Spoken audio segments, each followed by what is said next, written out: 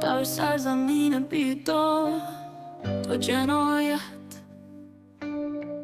حکومتی فاسد بر پای خرافات، نیم قرن دزدی و دروغ و نیرنگ، رهبری ناقص معتاد به بتریاک، بیرحم و سنگه در اوج خفقان، سرکوب وحشیانه جوانان را کشته، اعدام و حبس و شکنجه به راه، مسئولین فاسد با شعار